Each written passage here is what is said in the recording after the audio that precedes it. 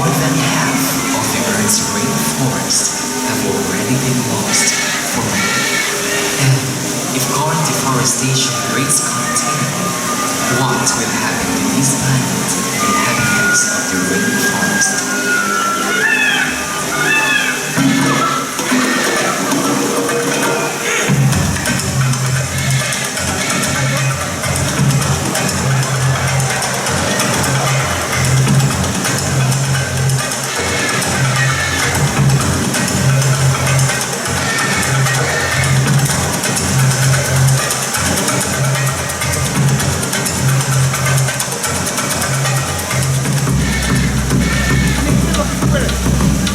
Wow! Very loud for the ladies and gents, girls and boys. Well, welcome to the Singapore Zoo and to the Shaw Foundation Theatre.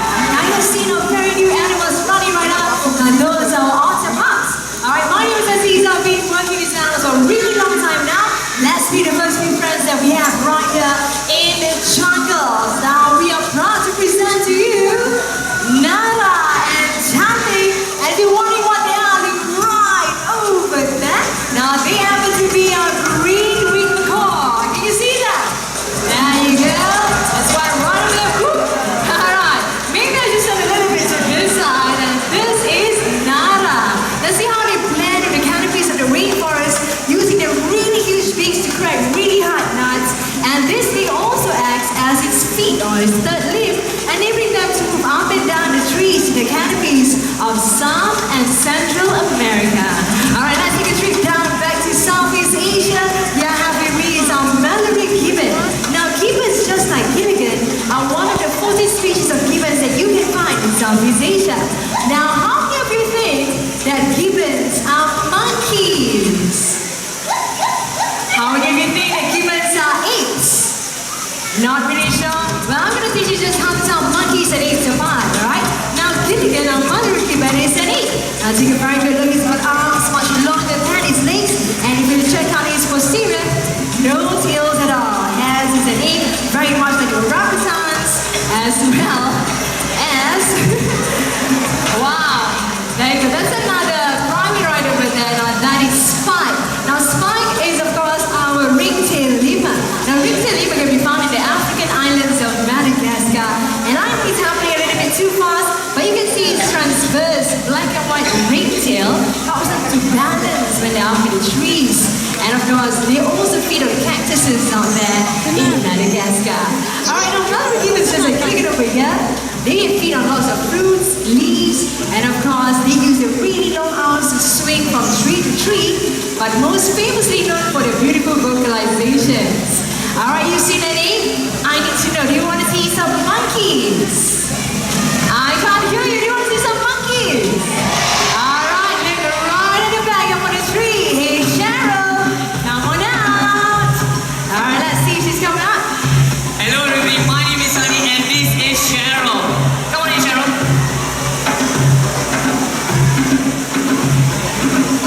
Come. Good girl. Alright. Now Cheryl here is our black spider monkey. Now they can be found all over South and Central America. And they live in groups of 2 to 20 individuals. Well, the reason why they are called black spider monkey is because when they hang down by their prehensile tail, they resemble a big black hairy spider. And their name, black spider monkey.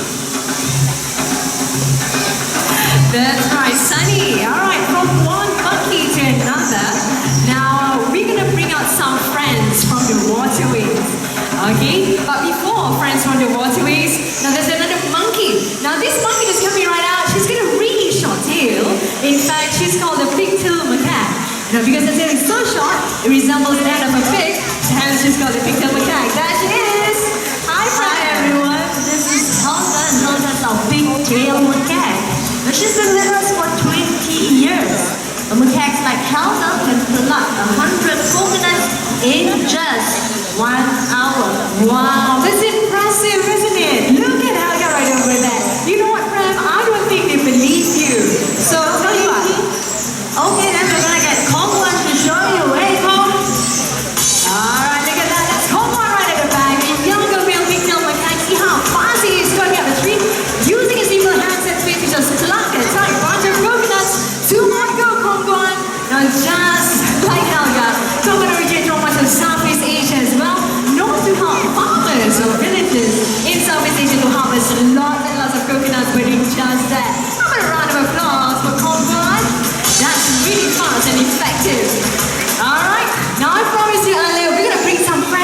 waterways. And I know it's really, really hot today, so I'm looking for some young explorers who are this young. Now you're gonna help me call our friends out. So I'm gonna pick 2 volunteers from every block, okay? Let's start from right over here. You in the blue shirt, come on down. How about one more? One more? Anybody else? All right, you in the green shirt. How about this one over here? Raise up your hands. The point instruction, please. You. Okay, one more right over here. Any young volunteers? You in the green dress, coming up to the front. How about a round of applause for our young, awesome volunteers? Come on, kids, a little bit faster. Let's go. All right, hello. Well, suddenly I have a lot more right now. It's okay, join me. All right, now I need to ask all of you one question, okay? Can all of you swim? Uh-oh. This one saying no way. No, you don't have to swim at all. All you have to do is to follow me right over here. All right, come on right over here. Stand right over here, kids, come on. All right, now the girl in the pink dress.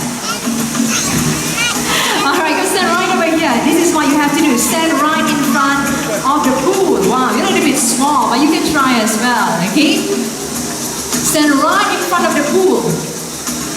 All right, now what you have to do right now, kids, stretch your arms towards the water just like that. Hands in front of, just at the top of the water.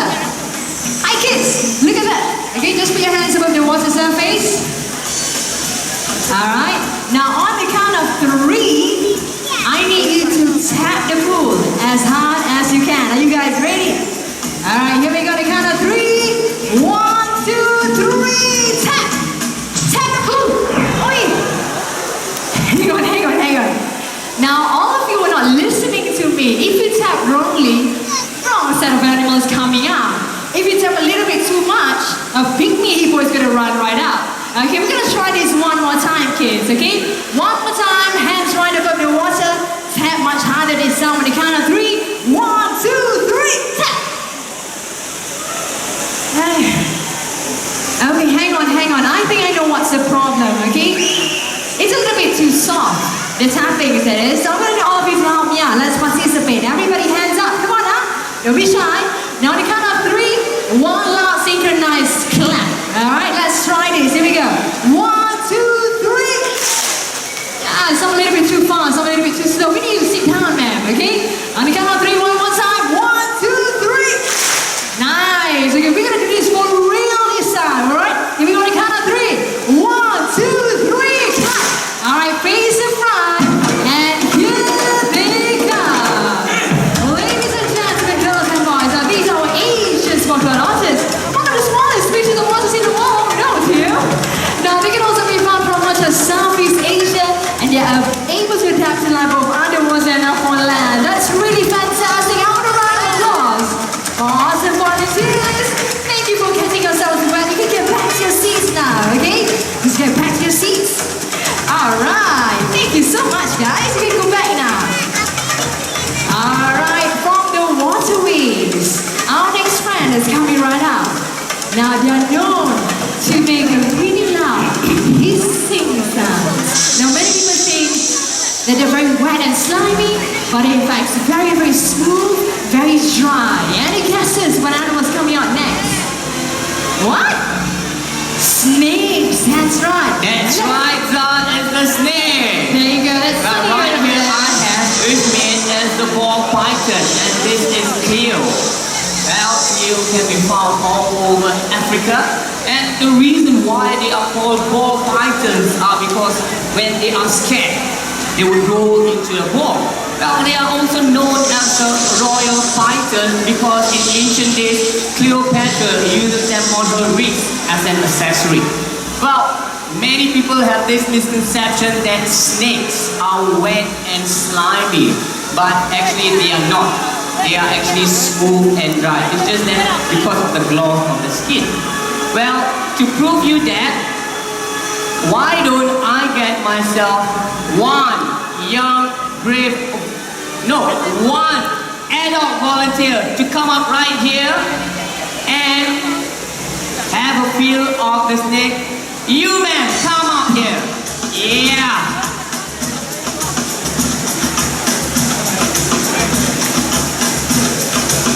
you go. She's smiling, she's happy. She doesn't know what she's got herself into. Okay, no, not too close. Sit down. Come, here. Hi. What is your name and where are you from? Anna. From Russia. Anna from Russia. Anna, are you nervous? No. Alright. Can I have my handbag? Okay, thank you. Children, please go back to your seats.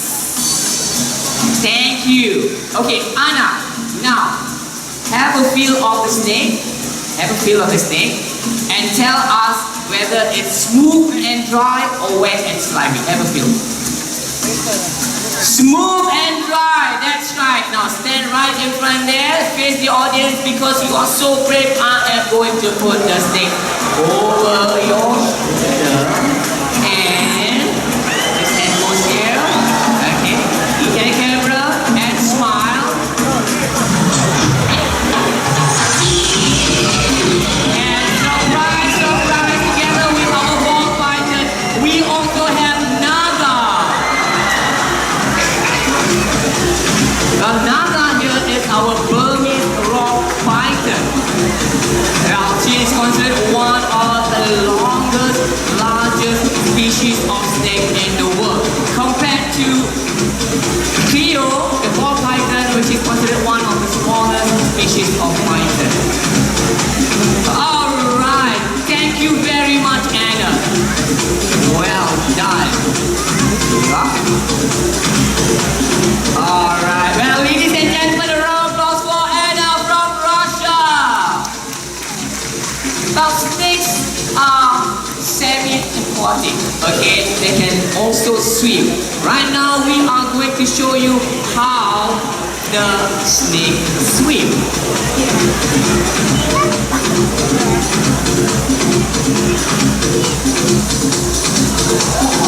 Look at that.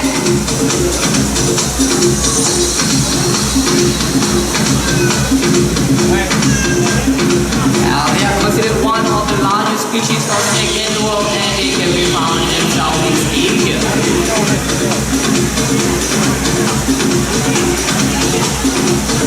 Now, children, get back to your seats, please.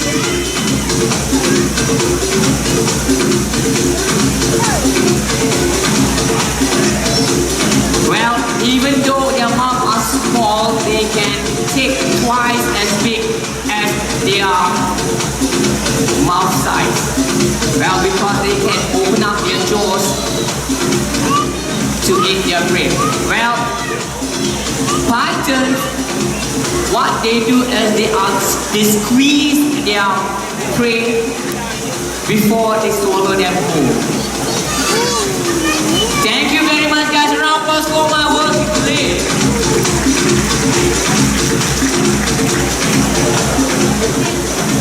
Alright, now let's slow things down.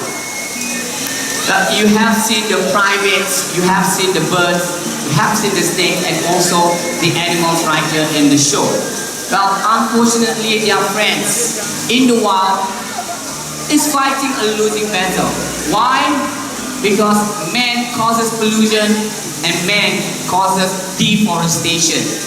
Well, their friends are losing their homes. Right now, right here, the question is, do you want to be part of the problem or do you want to be part of the solution?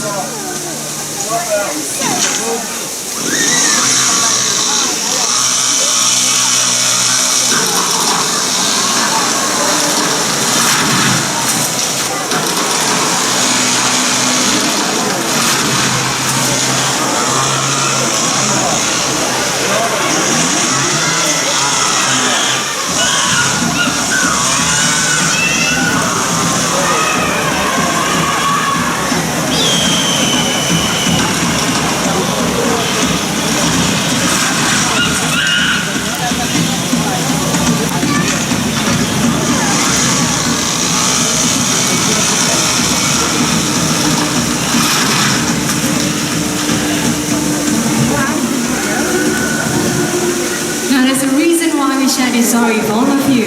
It is estimated in the next short 30 years, your future generation will not be able to admire everything that you're looking at right now. Yes, we men may be these animals' greatest threat, but we are also their only hope. Only after the last reservoirs are poisoned, only after the last trees are cut, and only after the last fish is caught, that we realize that money cannot be eaten. So come on now, let's do our part to save these beautiful rainforests from the brink of extinction, not only for their future generations to admire, but ours as well. And with that, we come to the end of our annual presentation. Please put your hands together to make the cast and crew to really show possible for all of you. Right up on stage is standing before Roy Python Cleopatra, and of course, Six Pack of